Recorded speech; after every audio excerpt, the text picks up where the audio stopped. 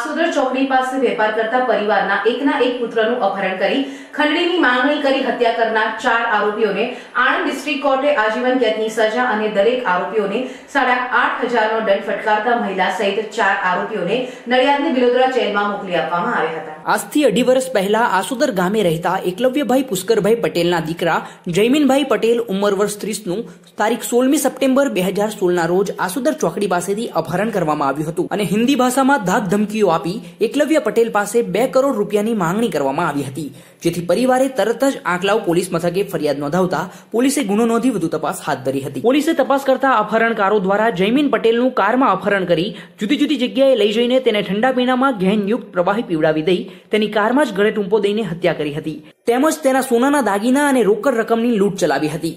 ત્યારબાદ વાસંદા પાસેના જંગલમાં તેની લાશને ફેંકી દઈ સળગાવી દીધી હતી। અપહરણકારો દ્વારા એકલવ્યભાઈ પાસે 2 કરોડની ખંડણી માંગવામાં આવી હતી, જેથી જે મોબાઈલ ફોનના સિમ કાર્ડથી ફોન થયો હતો તેના આધારે પોલીસે સમગ્ર અપહરણ અને હત્યાનો ભેદ ખોલી નાખ્યો હતો, જેમાં એકલવ્યભાઈની દુકાન ભાડે રાખીને સાડીનો વેપાર કરતા હિતેન્દ્રસિંહ ઉર્ફે હિતુભાઈને ધંધામાં 15 લાખનું દેવું થઈ જતા તેઓએ એકલવ્યભાઈના એકના એક પુત્ર જયમીનનું અપહરણ કરી 2 કરોડ રૂપિયાની ખંડણી મેળવી દેવું ચૂકતે કરવાનો પ્લાન બનાવ્યો હતો અને તે મુજબ હિતેન્દ્રના શાળા અને તેના મિત્રની મદદથી જયમીનનું અપહરણ કર્યું હતું, પરંતુ અપહરણ દરમિયાન પકડાઈ જવાની બીક લાગતા અપહરણકારોએ જયમીનની હત્યા કરી નાખી હતી। આણંદની લોકલ ક્રાઇમ બ્રાન્ચે 2 દિવસમાં જ આરોપીઓને ઝડપી લીધા હતા।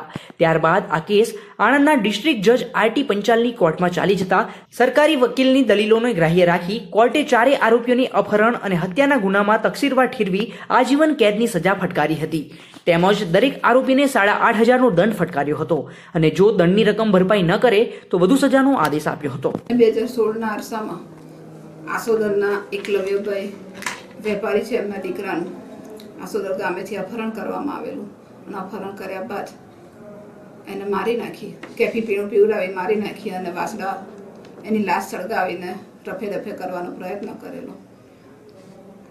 જી, ત્યારબાદ કયા પ્રકારની પ્રવૃત્તિઓ કરવામાં આવી હતી જેથી પોલીસને તેમજ પરિવારને ખબર પડે? મરનારને અપહરણ કર્યા બાદ એક ડમી નંબરથી રૂપિયા 2 કરોડની માંગણી કરેલી અને એ નંબર આધારે પોલીસે તપાસ કરેલી અને એ નંબર જેના નામનો ઇસ્યુ થયેલો એની તપાસ કરી, પૂછપરછ કરી। ત્યારબાદ આરોપીઓ એ નંબરનો ટ્રેક કરેલો અને આરોપીઓ જ્યાં જ્યાંથી પસાર થયેલા તે ટોલનાકા તથા પેટ્રોલ પંપ પર ડીઝલ પુરાયેલું છે અને કેરબામાં ડીઝલ લીધેલું છે એની CCTV ફૂટેજ મળેલી છે। જે જમવા રોકાયેલા તેના મેનેજર એમને ઓળખી બતાડેલા છે અને ત્યાર પછી આરોપીઓ અલગ 4 આરોપીઓ જુદા પડી ગયેલા છે, એમાં 2 આરોપીઓ હિંમતનગર ખાતેથી પકડાયેલા છે અને 2 આરોપીઓ ભાદરવા ખાતેથી પકડાયેલા છે। જી, આજે કોર્ટ દ્વારા શું નિર્ણય લેવામાં આવ્યો છે? કોર્ટ દ્વારા સમગ્ર પુરાવા ધ્યાને લીધા બાદ આરોપીઓને આજીવન કેદની સજા 302, 201, 120B અને 34ના ગુનામાં ફરમાવેલી છે અને દંડ પણ ગયો છે અને બીજા ગુનાઓમાં 3 વર્ષની સજાઓ કરેલી છે। કુલ 4 આરોપીઓને કેટલા સમયની સજા ફટકારવામાં આવી છે? આજીવન કેદની સજા કરેલી છે।